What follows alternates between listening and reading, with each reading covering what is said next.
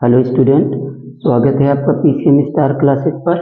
आज के वीडियो में हम आपको बायो सेवर्ट का नियम समझाएंगे जो कि बहुत ही महत्वपूर्ण है और ये नियम क्लास 10th और 12th दोनों में पूछा जाता है। इस नियम पर आधारित आंकिक प्रश्न भी पूछे जाते हैं। तो आइए समझते हैं बायो सेवर्ट का नियम। इस नियम को बायो और सेवर्ट नामक दो वैज्ञानिकों ने मिलकर के प्रतिपादित किया था, इसीलिए हम इसको बायो सेवर्ट का नियम कहते हैं या बायो सेवर्ट के नियम के नाम से जानते हैं। तो आइए समझते हैं बायो सेवर्ट का नियम क्या है।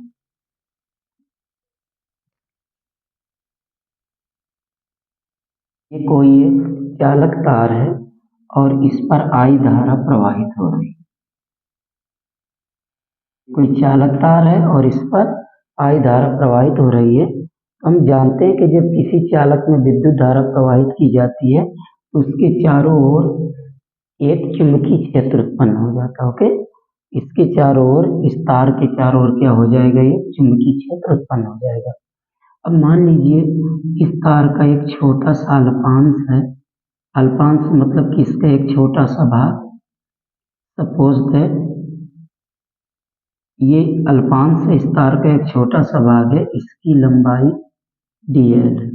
ओके, अब इससे r दूरी पर एक बिंदु P है।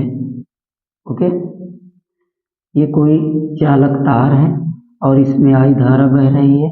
अब इस चालक तार का कोई अल्पांश है जिसकी लंबाई क्या है, dl है, और अल्पांश dl से r दूरी पर एक बिंदु P है। ओके, अब इस बिंदु P को मिलाने वाली ये जो रेखा है, अल्पांश dl से बिंदु P को मिलाने वाली रेखा है जो, तो माना ये अल्पांश के साथ में थीटा कोण बना रही है। ओके, और इस अल्पांश dl के कारण बिंदु P पर चुंबकीय क्षेत्र की तीव्रता dv है।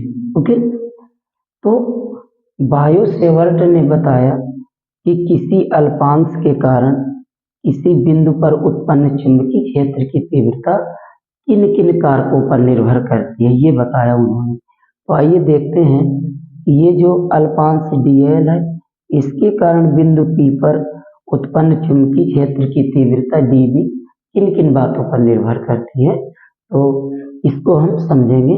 आइए इसको देखते हैं।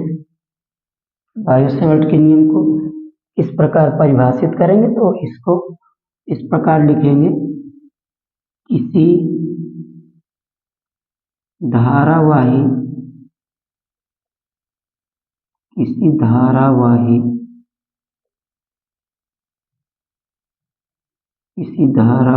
चालक के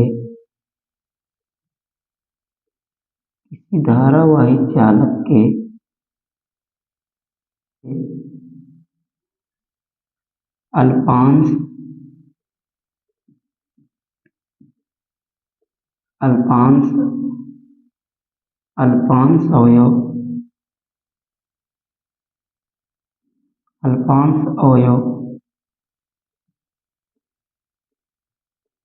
अवयव dl के कारण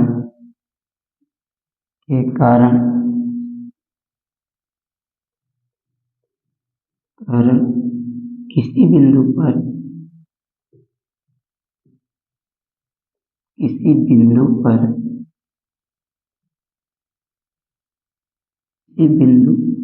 बिंदु लिया हमने P, किसी बिंदु P पर चुंबकीय क्षेत्र की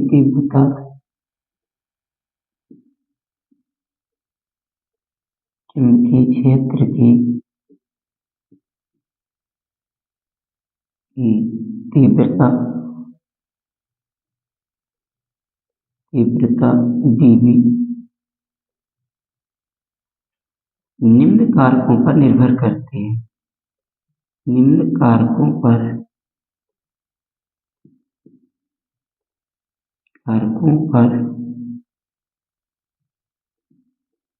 निर्भर करती है।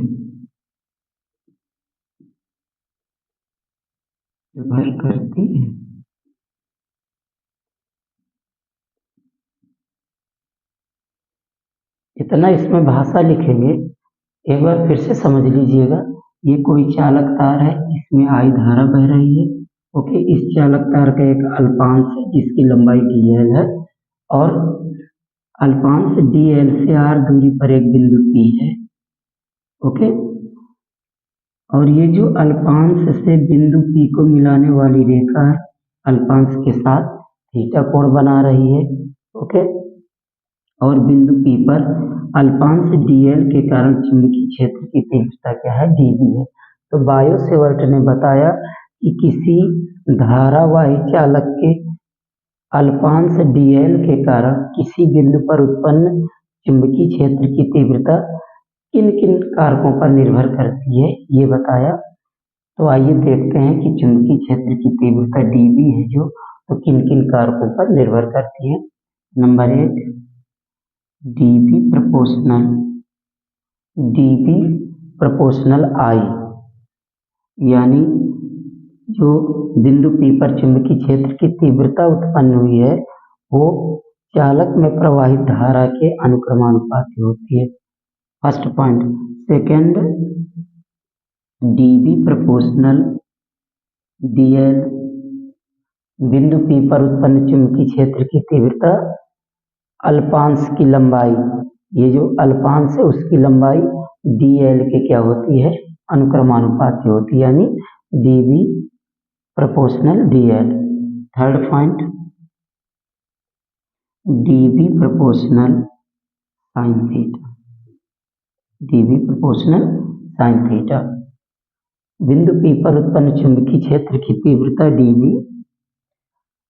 बिंदु P को अल्पांश से मिलाने वाली रेखा द्वारा अल्पांश के साथ बनाए गए कोण थीटा की ज्या का मतलब साइन के अनुक्रमानुपाती होती है, अर्थात dB proportional sine theta. Okay, और फोर्थ पॉइंट है dB proportional 1/r²,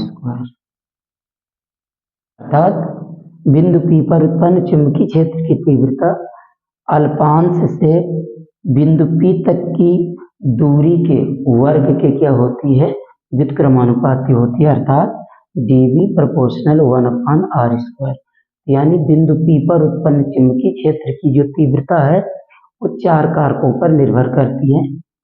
first, dB proportional I, dB proportional dl, dB proportional sine theta and dB proportional 1/r²। Okay, अब हम क्या करेंगे, ये चारों कारकों को मिलाकर के लिख देंगे, अर्थात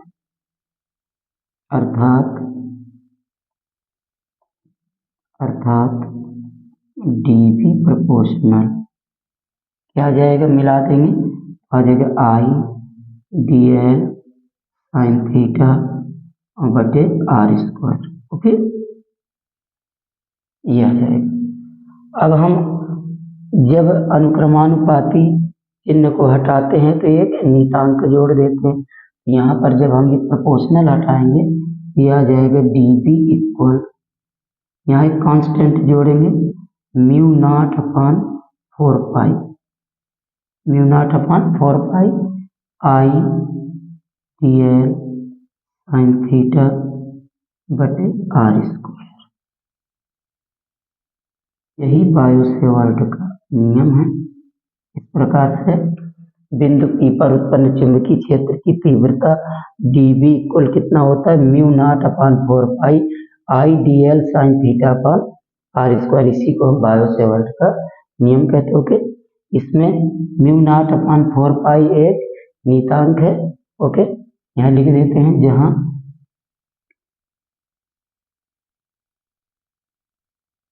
μ0/4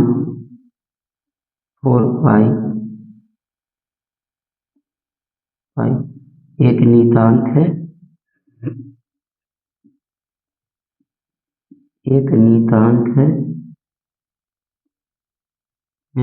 जिसका मान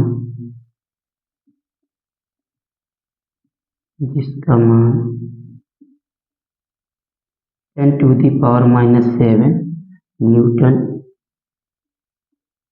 न्यूटन प्रति एम्पियर स्क्वायर होता है। एम्पियर स्क्वायर होता है।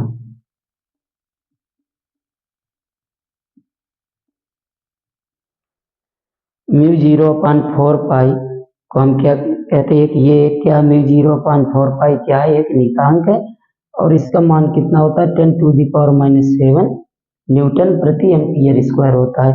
इसका मात्रक भी पूछा जाता है तो ध्यान रखिएगा। इस प्रकार से ये बायो-सेवर्ट का नियम है, बहुत ही आसान है, आपको बहुत रटने की जरूरत नहीं है।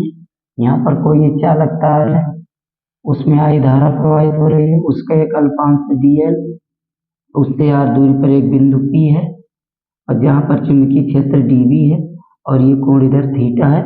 इस प्रकार से आप लिख देंगे जो dv यहाँ चुंबकीय क्षेत्र की तीव्रता है वो 4 कारकों पर निर्भर करती है। Number 1 dv proportional I, dv proportional dl, dv proportional sign theta और dv प्रोपोर्शनल 1/r²। अब फिर इसके बाद चारों कारकों को मिला करके लिख देते हैं और प्रोपोर्शनल चिन्ह हटाएंगे तो यहाँ क्या आ जाएगा μ0/4 पाई। बस बायो-सेवर्ट का नियम प्रूफ हो जाता है। ओके, इसका सदिश रूप भी पूछा जाता है, बायो-सेवर्ट के नियम का सदिश रूप भी पूछा जाता है।